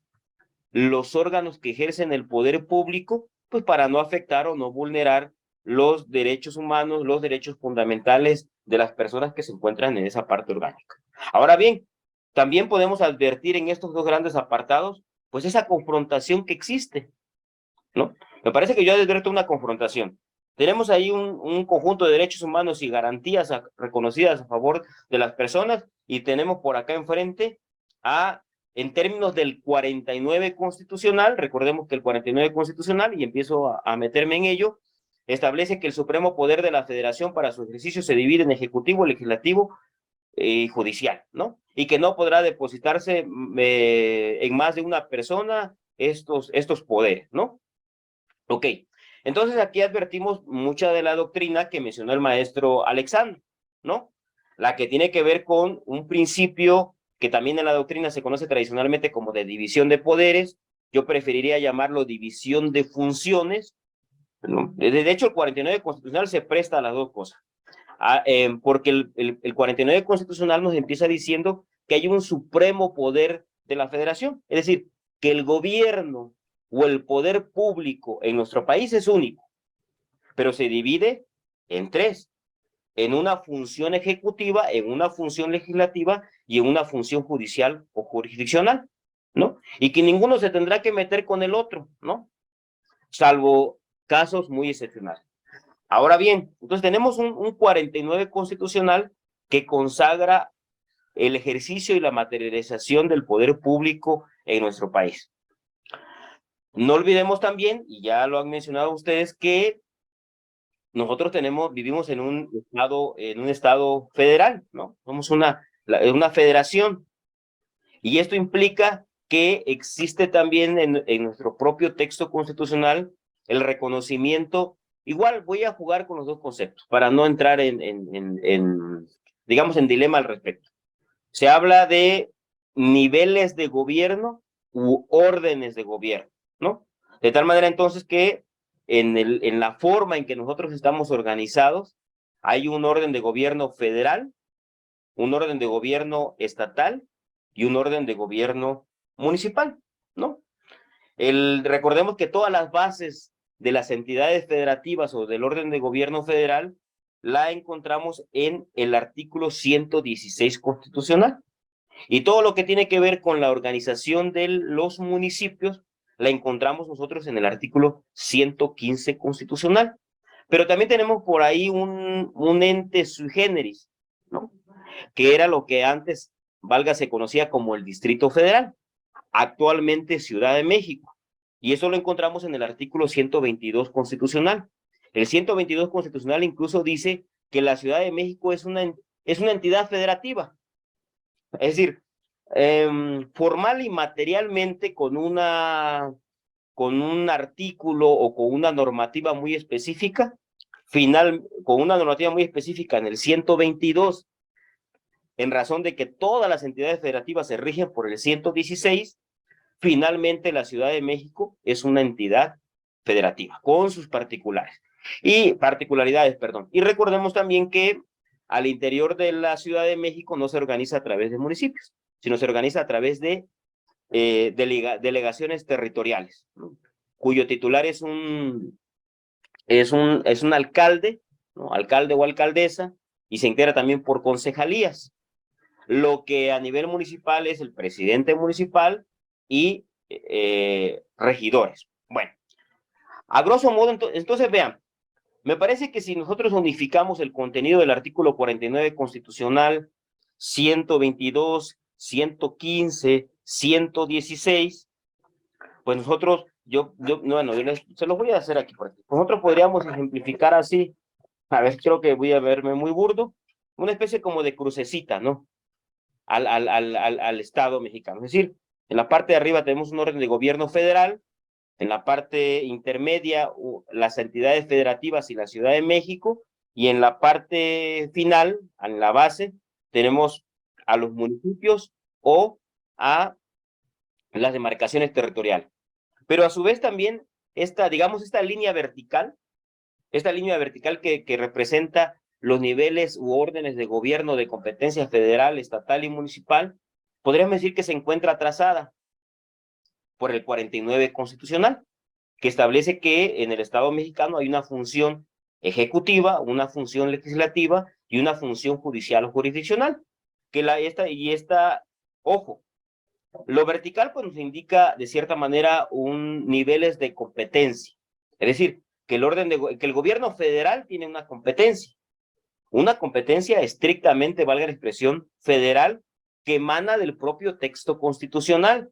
Recordemos, y aquí cabe también precisar, que el 124 de la Constitución Política Mexicana establece que las facultades que no estén expresamente concedidas por esta Constitución a las autoridades federales se entienden reservadas a los estados o a la Ciudad de México en el ámbito de su respectiva competencia. Entonces yo me atrevería a decir que el diseño constitucional, valga la expresión, de nuestra Carta Magna es regula sobremanera al orden de gobierno federal. El 124 nos dice que todo aquello que no está expresamente determinado que le corresponde a la federación, se entiende que le corresponde a las entidades federativas. ¿Y cómo bajamos a las entidades federativas? Pues a través del 116 constitucional, a través del 122 constitucional y a través del 115 constitucional. Digamos, pero este es el nivel de órdenes de gobierno o niveles de competencia en lo vertical. En lo horizontal me parece que deberíamos o debemos ubicar en términos del 49 constitucional, al poder ejecutivo o a la función ejecutiva, a la función judicial o jurisdiccional y a la función legislativa. Ahora, ¿por qué hago énfasis en este tema de lo vertical y lo horizontal? Lo vertical tiene que ver finalmente con los órdenes de gobierno a niveles de competencia, tomando en cuenta que somos una federación y que cada ente o nivel de gobierno tiene una competencia específica en ese estado federal en que nosotros vivimos. Chale, el tiempo me está comiendo. Ahora bien, en lo horizontal, es importante también que se advierta que implica entonces que el poder ejecutivo, bueno, el poder ejecutivo, el poder legislativo y el poder judicial o jurisdiccional se encuentran en un mismo nivel. Es decir,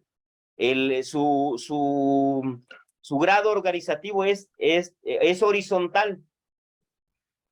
De tal manera entonces que deberíamos de considerar, valga la expresión, desde el punto de vista del derecho constitucional, desde el punto de vista de la teoría de la Constitución y de la teoría política, pues que el poder ejecutivo, el poder legislativo y el poder judicial se encuentran en un plano de igualdad. Así lo reza el 49 constitucional. De tal manera entonces que no tendríamos por qué tener, bueno, a ver, no lo voy a decir así. El Ejecutivo no tendría por qué inmiscuirse en las decisiones del Legislativo, ni el Legislativo en el Poder Judicial, ni viceversa. Es decir, todos se encuentran en un plano de igualdad. Ojo, esto en términos del 49, en términos del 49 constitucional. Entonces veamos cómo prácticamente nuestro diseño constitucional pues nos denota esa circunstancia. Una competencia federal, estatal, Ciudad de México, municipal, demarcaciones territoriales y una competencia ejecutiva, legislativa y judicial. Ojo, recuerden que la función ejecutiva, la función jurisdiccional y la función legislativa la podemos percibir en el ámbito federal.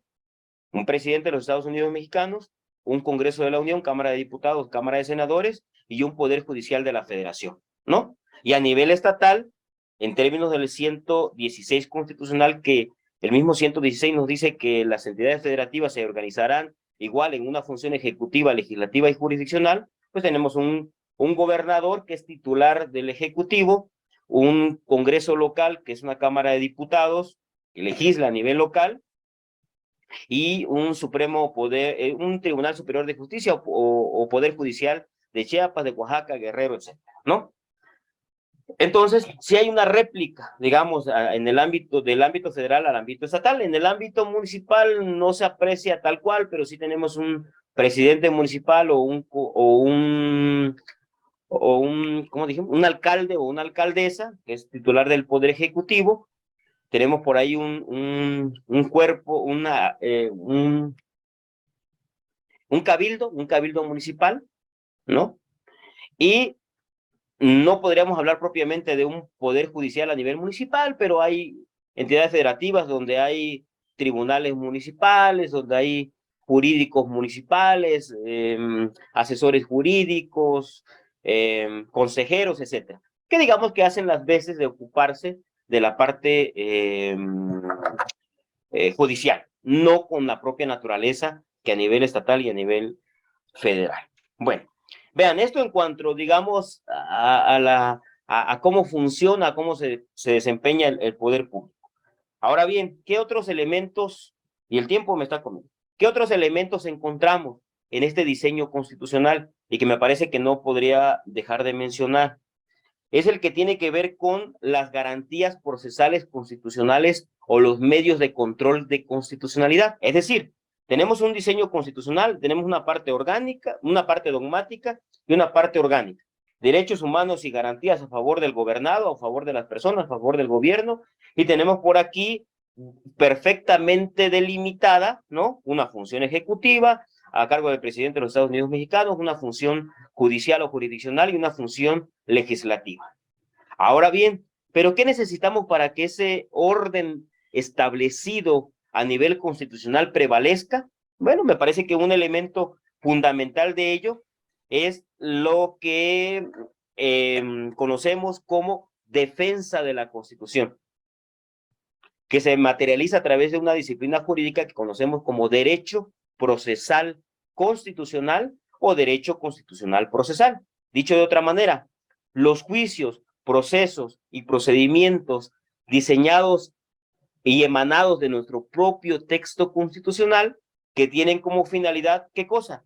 Pues salvaguardar a la Constitución, también conocido como garantías procesales constitucionales o medios de control constitucional. ¿Cuáles somos? Ya todos los conocemos. El juicio de amparo. Es decir, ¿por qué? Porque a través del juicio de amparo se tutelan los derechos humanos y las garantías para su protección de las personas físicas y de las personas morales, ¿respecto de qué? Del actuar, pues, de los órganos del Estado, del Poder Ejecutivo, del Poder Legislativo y del Poder Judicial. A nivel federal, a nivel estatal, a nivel municipal, Ciudad de México y demarcaciones territoriales. Entonces tenemos ahí un 103 y 105 que consagra esta garantía procesal constitucional para salvaguardar que esa parte dogmática pues no se mancille tanto como acontece, ¿no? Ok, tenemos también a las acciones de inconstitucionalidad y tenemos a las controversias constitucionales reguladas en el 105 constitucional. Recordemos que en términos del artículo 105, fracción primera, pues establece que cuando exista una invasión, a ver, hay otro tema importante, y me vuelvo a regresar. Recordemos que el 49 constitucional es muy específico en establecer funciones, una función ejecutiva, una función legislativa y una función judicial o jurisdiccional, y que nadie se tiene que meter en lo que no le importa respecto del otro poder. Lo mismo, se establecen competencias específicas para la federación, por ejemplo. Los municipios, todos sabemos, aquí los que estamos en este foro, que los municipios, valga la expresión, tienen el control de los servicios públicos municipales. Recolección de basura, mantenimiento de calles, parques, jardines, agua potable y alcantarillado, etcétera, etcétera. Pero un municipio, por ejemplo, nada tiene que ver con el control de armas de juegos y explosivos, por ejemplo. Con el tema de armas de uso exclusivo del ejército. Es un tema federal. Y así tenemos temas federales, tenemos temas estatales y tenemos temas municipales. Entonces, cuando alguien se mete, de esos que están señalados en el 49 constitucional, se mete en lo que no debe, bueno, existe algo que se llama controversia constitucional. Entonces ahí el Poder Ejecutivo se le va a ir al Legislativo y etcétera, etcétera. Ahí están todas las combinaciones en el 105 constitucional para que la Suprema Corte de Justicia de la Nación decida entonces qué ente debe de asumir su competencia y si el ente respectivo, el de enfrente, se debe de meter en lo que no debe. Ojo, en términos de lo que la propia Constitución establece. También tenemos una acción de inconstitucionalidad. Cuando exista una norma de carácter general que contravenga los derechos humanos, bueno, se podrá promover una acción de inconstitucionalidad, ¿no? Ahí tenemos el caso de todo lo que ha pasado con la Guardia Nacional. De hecho, se habilita, el 105 constitucional habilita a que la Comisión Nacional de los Derechos Humanos, cuando se trate de normas relativas a los derechos humanos, pueda ser la accionante de una acción de inconstitucionalidad, valga la expresión, ¿no? Lo puede hacer también la Fiscalía General de la República, el 33% de la Cámara de Diputados, o el 33% de la Cámara de Senadores, o el 33% de todo el Congreso de la Unión. Pero vaya, entonces hay un mecanismo que ¿para qué nos sirve? A ver, yo Poder Legislativo tengo la función de hacer leyes. Todos sabemos que en términos del 133 constitucional, esas leyes tendrán que ser acorde al texto constitucional, tendrán que ser acordes a toda la parte dogmática, pero cuando no acontezca así, sí será muy legislativo y todo lo que tú quieras y mandes, pero existen entes que pueden accionarse para que la Suprema Corte de Justicia de la Nación, en sus funciones de tribunal constitucional, nos diga entonces si hubo un exceso o no del Poder Legislativo. Entonces, juicio de amparo, acción de inconstitucionalidad, controversias constitucionales. No, a muy grosso modo lo estoy mencionando. Pero también tenemos en la materia electoral también dos medios de control constitucional que tienen que ver con lo que ya han comentado ustedes. En nuestro país y en términos precisamente del ejercicio del poder público, para que el poder público no se vea mancillado, etcétera, etcétera, pues tenemos nosotros un sistema democrático en nuestro país en términos cuyas bases están en el 41 constitucional, ¿no? Que hay un INE que organiza y etcétera, etcétera, ¿no? Bueno, entonces cuando ok, y recordemos también que nosotros gozamos de derechos humanos específicos en materia político-electoral, que son los derechos político-electorales, a votar, a ser votados. Alguien, creo que sí fue el maestro Alexander, que mencionó el tema ahí de la participación ciudadana, ¿no? Por cierto, en la Ciudad de México el tema de la participación ciudadana está muy desarrollado, digamos, ¿no? Que se discute a nivel de colonias o de sectores, en qué se va a gastar la lana, si vamos a poner un tinaco, si vamos a componer una calle, etcétera, ¿no? Entonces, para salvaguardar el sistema democrático en nuestro país, nuestros derechos políticos electorales, que se garantice la paridad en todo, recuerden que también eso fue reciente, 2019, el hecho de que hombres y mujeres en aras de una acción afirmativa tengan acceso al poder público, ejecutivo, legislativo y judicial en igualdad de condiciones, y que hayan 50% de mujeres en el Congreso y 50% de hombres, y 50% en el Poder Judicial y 50% en el poder de hombres y mujeres en el Poder Judicial, en el Ejecutivo. Todo ello obviamente se salvaguarda a través de el juicio para la protección de los derechos políticos electorales del ciudadano. Bueno, en otros lugares ya se le denomina de la ciudadanía por el tema de la igualdad de género. El juicio de revisión constitucional electoral, que son medios de control constitucional que van a resguardar nuestro sistema democrático en nuestro país, ¿no? Y también tenemos finalmente un juicio político, todo aquello que tiene que ver con la responsabilidad administrativa grave y no grave de los servidores públicos. Ahí nos remitimos rápidamente, 109, 110, 111 constitucional. Cuando existe el tipo de responsabilidad administrativa, pues ahí tenemos mecanismos como el juicio político, que no sirve, pero bueno, ok, ahí está. Y finalmente también tenemos procedimientos ante la Comisión Nacional de los Derechos Humanos y las Comisiones Estatales de los Derechos Humanos, que se conoce como un sistema no jurisdiccional de protección de los derechos humanos en términos del 102 apartado B, ojo, que nos van a tutelar derechos humanos de las personas respecto exclusivamente de la administración pública, federal, estatal, municipal, Ciudad de México, demarcaciones territoriales, según corresponda. Mencionábamos también en la relatoría de ustedes temas relacionados con la rigidez constitucional que está consagrada en el 135 de la Carta Magna Federal, ¿no? Es decir, hay requisitos muy específicos para que se reforme la Constitución. 2/3 partes de los integrantes del Congreso de la Unión y la mayoría de las legislaturas locales, porque volvemos a lo mismo. Estamos unidos en una federación, y si bien es cierto, el Congreso de la Unión, el poder constituyente, alguien por ahí mencionó el tema del poder constituyente, en su momento creó el texto constitucional, el poder reformador se compone tanto del Congreso de la Unión como de las legislaturas locales. De tal manera que siempre que se vaya a reformar la Constitución, que bueno, al principio se llama rigidez constitucional, yo nunca he visto la rigidez constitucional, porque finalmente se atiende desde el punto de vista político, ¿no? De las fuerzas políticas, partidos políticos, pero bueno, hay un 135 constitucional que nos genera ciertos frenos, ciertos pesos y contrapesos para que la Constitución no sea reformada de manera deliberada. Un 136 constitucional también que versa sobre la inviolabilidad de la Constitución, es decir, que ante una posible guerra civil, revolución, rebelión, etcétera, la Constitución política no perderá su vigencia. Ya voy terminando, compañeros, para que...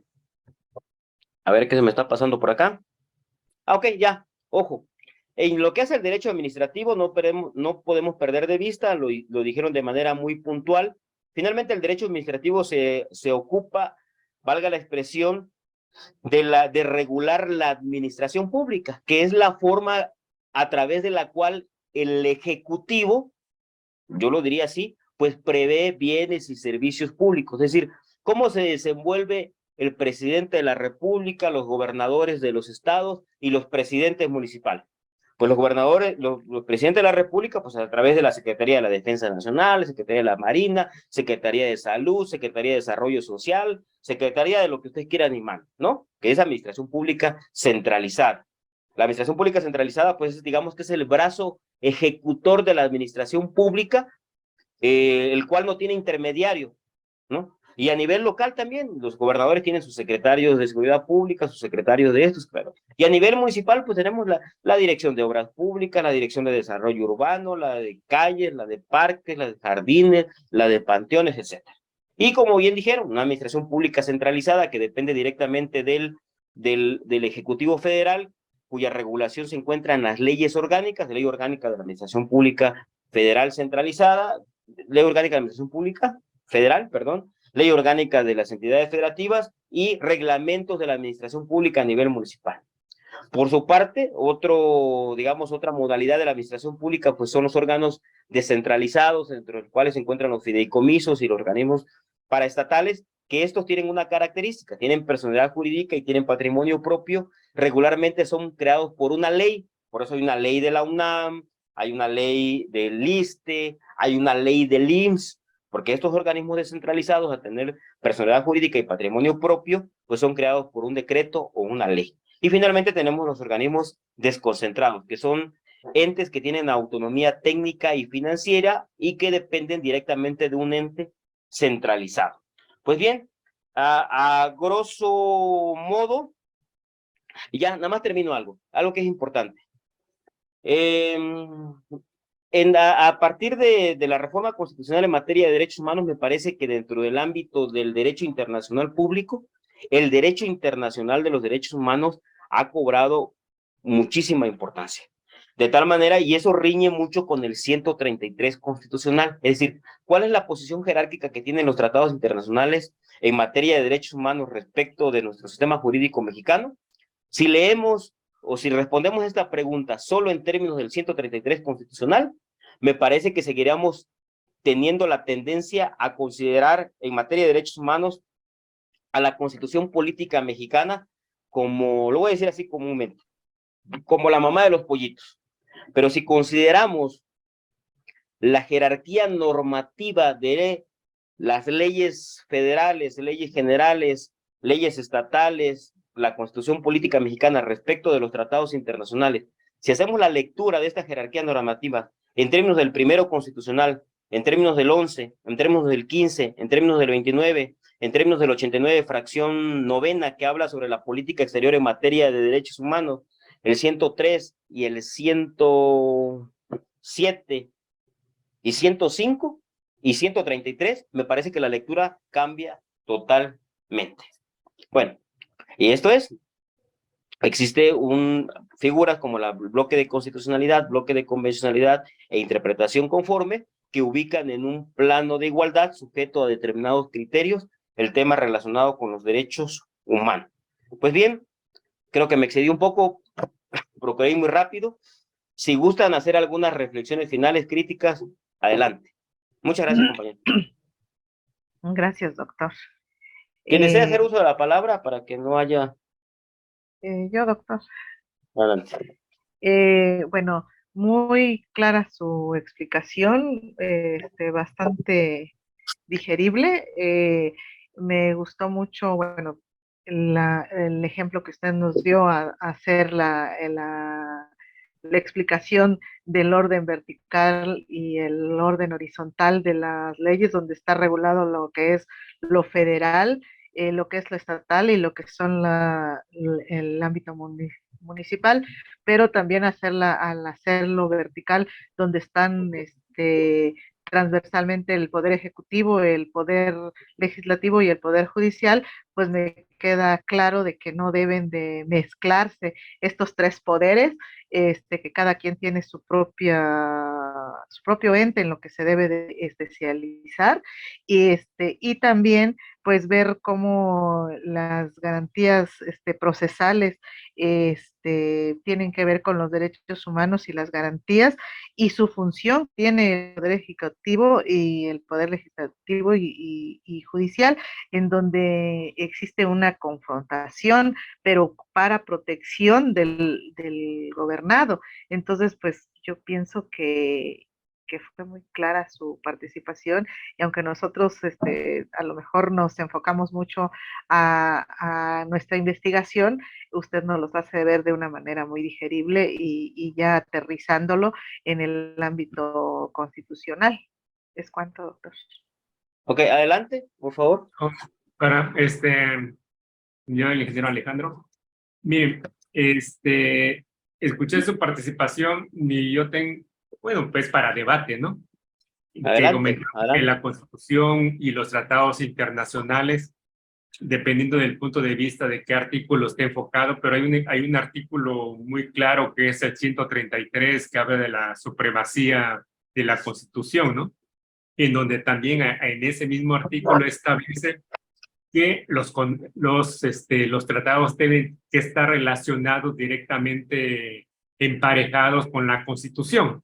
O sea, yo creo que ese artículo 133 es específicamente para la supremacía de la Constitución. Igualmente, la teoría política, la teoría de la Constitución establece a través del constitucionalismo, pues la Ajá. corriente política que defiende la Constitución, pues, ¿no? Entonces, y la supremacía de la Constitución.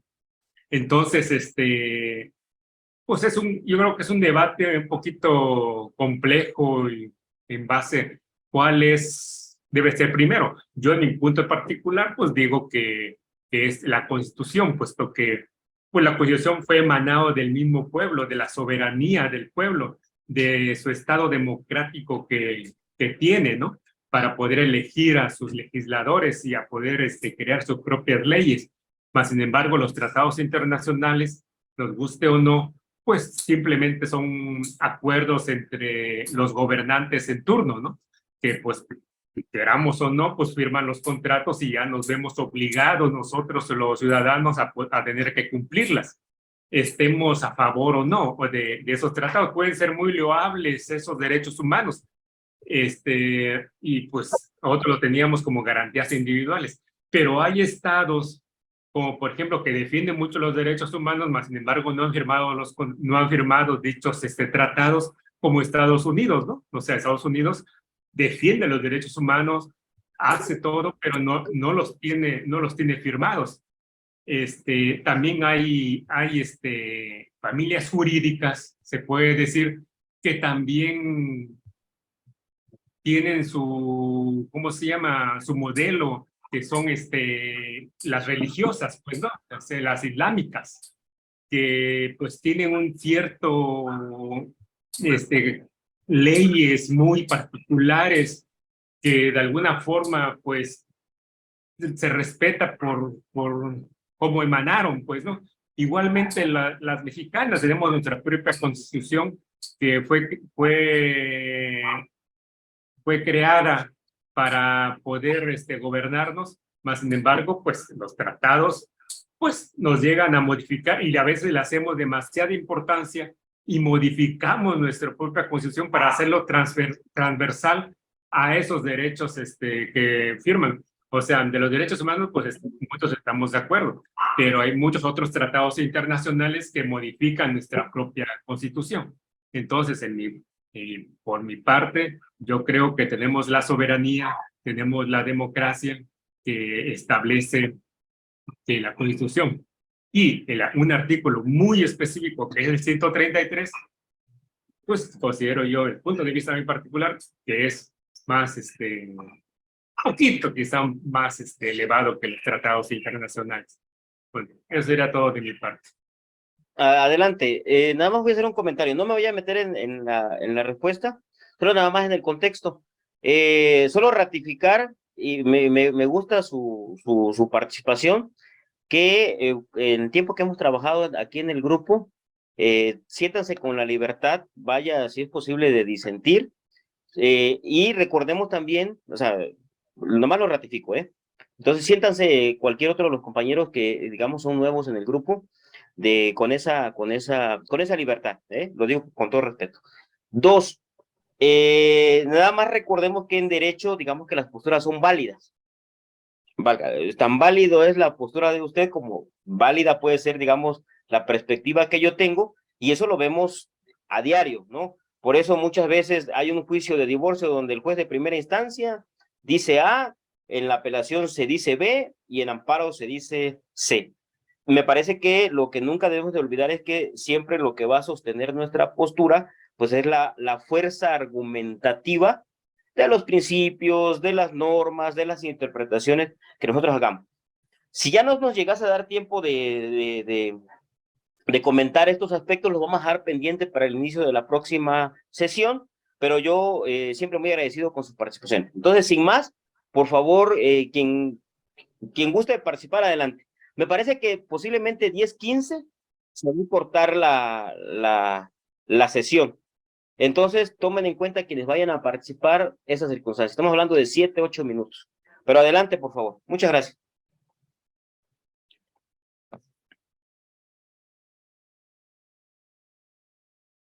¿Alguien? ¿Alguien? No, por mi parte está muy claro. Gracias, maestra. Gracias. Doctor, un comentario. Adelante. Sí, mire, dos cosas. En relación a lo que estuve comentando en mi participación en torno a la declaración del secretario de gobierno que usted estaba puntualizando, efectivamente, él refiere que es un despropósito la sentencia de la Corte. Sí, así.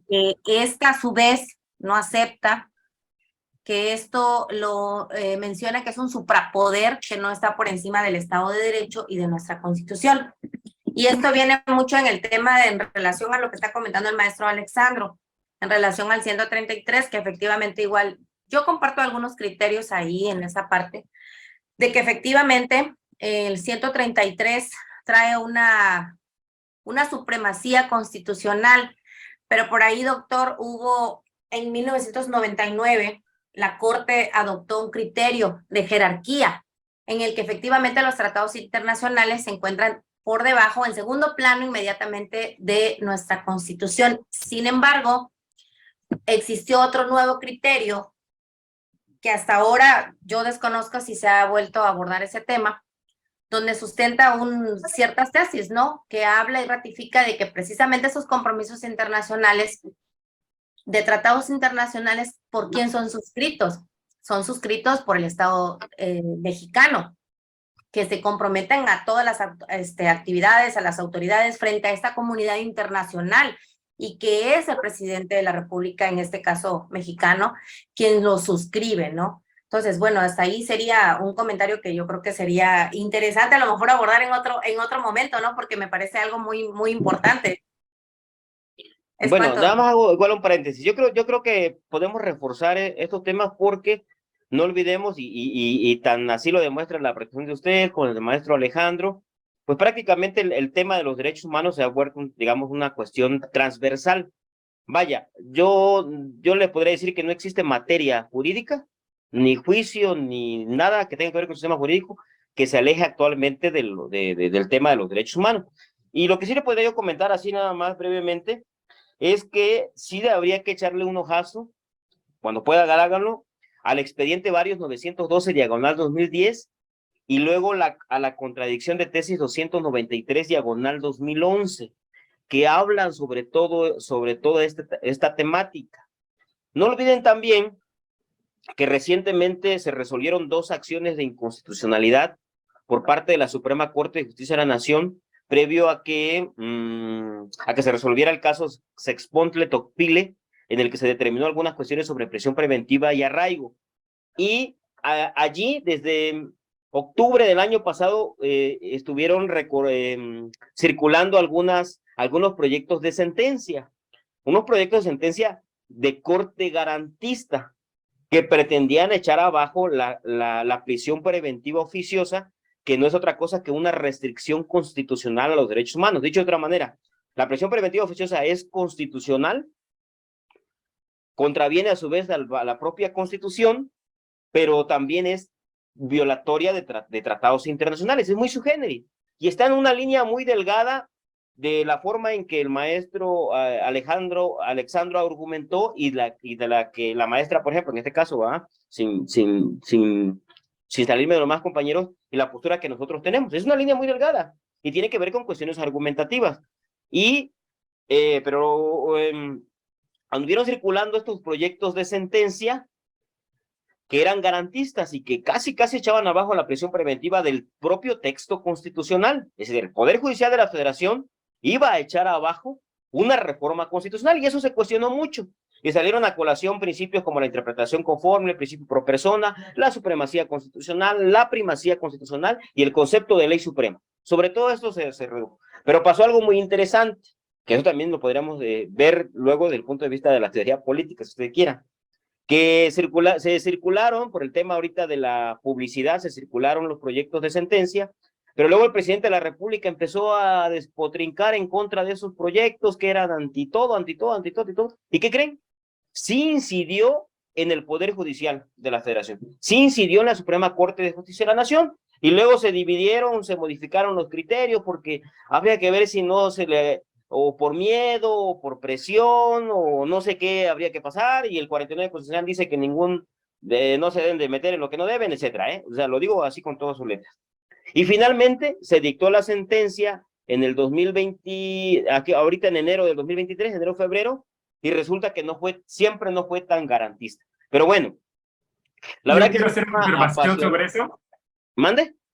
Quiero hacer una observación en lo que también con los jueces o el poder es lo que pasa es que también son personas, ¿no? Sí, claro, sí.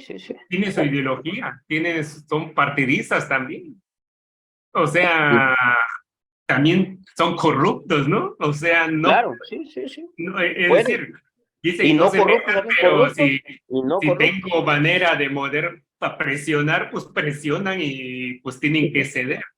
Yo considero que quizás si hubiera sido un presidente que quisiera que esas leyes pasaran, pues hubiera presionado de manera que pasaran, pues, ¿no? Es como, por ejemplo, en Estados Unidos los jueces, pues ahorita hay más jueces conservadores y están tumbando leyes que antes pues ya se te habían tomado como si ya fueran permanentes, ¿no?